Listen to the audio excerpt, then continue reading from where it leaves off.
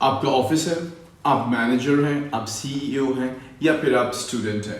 अगर आप सीईओ हैं तो आपके जो मुलाजिम हैं वो इस तरह के बहाने करेंगे। अगर आप ट्रेनर हैं, आप आईएलटीएस के ट्रेनर हैं, किसी ऑफिस में जॉब करते हैं तो लोग इस तरह के बहाने करेंगे। या फिर ये वर्ड्स अगर आप कहीं लेट पहुंचते हैं तो आपके काम आने वाले हैं। तो एक्सक्यूजेस में जो पहला एक्सक्यूज आपको मिलेगा वो होगा रोड टुक माय टाइम। अगर आपने कहना हो कि ट्रैफिक फंसी थी रोड के ऊपर मेरा टाइम लग गया तो आप कहेंगे रोड टुक माय टाइम, मेरा वक्त रोड पर ज्यादा लग गया। Traffic got me late, traffic जो है उस से मैं लेट हो गया। मगर यकीन कीजिए ऐसे से बातें आपको नजर आएंगी कि थोड़ा सा टाइम था मगर वो ज्यादा लेट थे, तो इतनी जल्दी ट्रैफिक भी नहीं होती फैसलाबाद में। Traffic got me late, street water made me late, जिन दिनों बारिशें होंगी तो कहेंगे कि गली में पानी बहुत खड़ा था तो मैं लेट हो गया। Street water made me late.